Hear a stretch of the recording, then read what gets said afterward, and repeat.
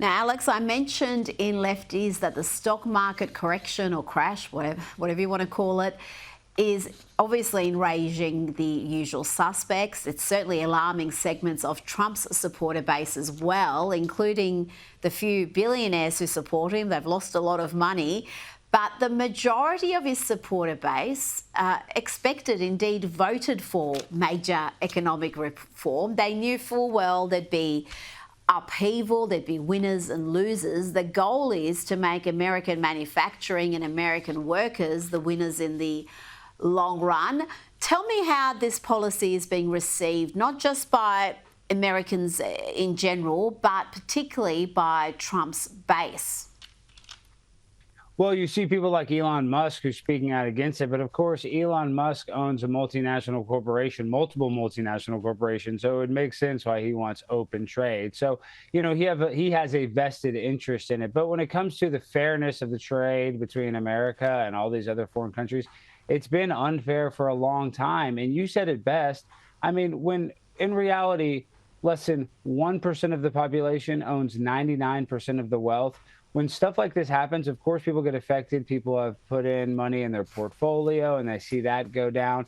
But I have no doubt in my mind that the stock market will recover, because it usually always does, and will bounce back. So it's just kind of a tough time in the short term, but in the long term, when all of these manufacturing jobs like Hyundai potentially building a $20 billion factory in the United States, it's going to create American jobs and it's going to make our economy stronger in the long run. Well, the bottom 50% in America only hold 1% of shares. They're far less concerned by stock market fluctuations, no matter how dramatic they may be. And I found this discussion illuminating. This is the Treasury Secretary, Scott Bessent, speaking to Tucker Carlson about the two Americas, not left and right necessarily, but those who are financially comfortable and those who are struggling like never before. I was really struck by two different statistics last year. Summer of 2024, Americans took more European vacations than they had in history. Summer of 2024, more Americans were using food banks than they ever have in history. I went into two food banks near my hometown to ask, what's the story? And they said, you know, for a lot of people, it's a loss of dignity to walk in a food bank. Of course, it wasn't their traditional clientele. It wasn't people who'd lost their homes. It wasn't people out on the street. These were working families. Alex, working people having to go into food banks just to put food on the table. They just cannot afford to feed their families. That is just not something that is sustainable for a first world nation, to have people who are working full time who still can't afford the basics. Yeah, here in America, I mean, it is, they say, the land of milk and honey, but for a lot of people, they're struggling, especially with our college system. You know, these kids get out of college and they're in so much debt, they have to do some sort of gig economy type job, like, you know, Uber or Uber Eats, just to kind of make ends meet in between working a 9-to-5 entry-level job. So it sounds crazy that you have to work two jobs in America to make it, but you really do. And, you know, you're competing with illegal immigrants for some jobs. You're competing with artificial intelligence. So, you know, it's tough. And even if you do make a living, I'm going to be honest, I make a decent living, but still, you know, my dad's older, trying to save money for him. And it's just, even me making a decent amount of money, things are so expensive now. So I'm not surprised that more people are going to food banks. And really, I'm happy at least there are food banks in our country, that at least we can help some people out. We probably need to do more to help out the struggling Americans. And I think, you know, our country's headed in that direction. Well, this is why so many people in the States and elsewhere really do not care too much about stock market fluctuations. They're not, that's not what's keeping them up at night. What's keeping them up at night is how they're going to feed their families.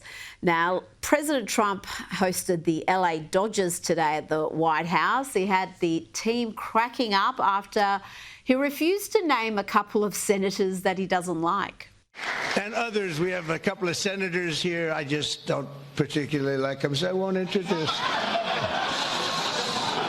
Over the course of this amazing season, the members of this team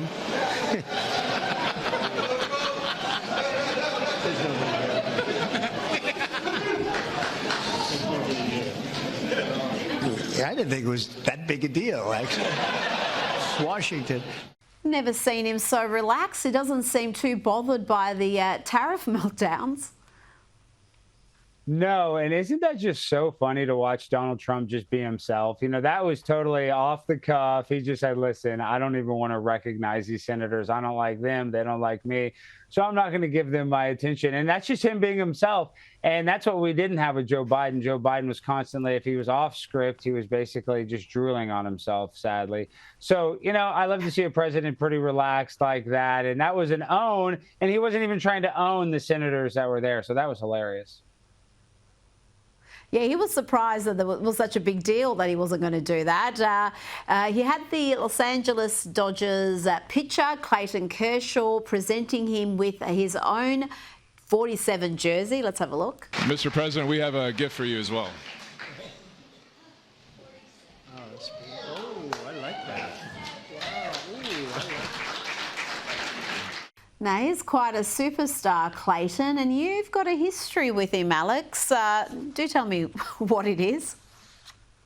Well, Rita, Clayton Kershaw and I, we went to high school together at Highland Park High School in Dallas, Texas, where Clayton and I, in middle school, we were on the same Little League baseball team, and he is a future Hall of Famer. You see, that's me. I'm the really obese athlete right there, you can tell. And then also Matthew Stafford, who was a quarterback for the Los Angeles Rams, who recently won a Super Bowl. So I used to think I was bad at baseball, but maybe it's because I was playing against two, you know, future Hall of Famers in different sports. So, yes, I'd love to see Clayton give that jersey to Donald Trump. And Clayton, you know, he's a pretty politically moderate, but I know that all the liberals in California and Los Angeles especially are crying seeing him hand that jersey to Donald Trump. That was awesome to watch.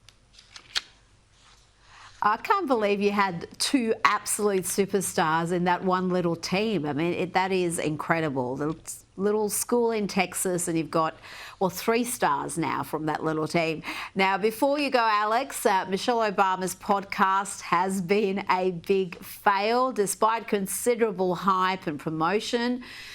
And I'm sure a very lucrative contract she's got there. She just isn't getting the numbers on YouTube or elsewhere. I can't imagine why. I think a lot of young people, a lot of people in general, because of their narrow view of what's possible, they find themselves limiting what life could look like. And I always challenge young people now to first think about your why. You know, don't think about the what. Don't worry about numbers and titles.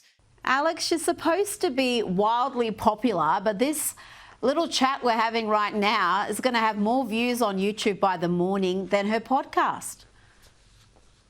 Rita, you're exactly right, and you're not being egotistical at all. This Lefty's Losing It clip will have millions, and I believe her last podcast had 38,000 views, and she has a marketing team that is, you know, the same ones I think that work with the royal family. So the fact that they can't even get people to care about her podcast, and that's with her brother, it's just, it's really, it shows you that she's not as likable as the Democrats think.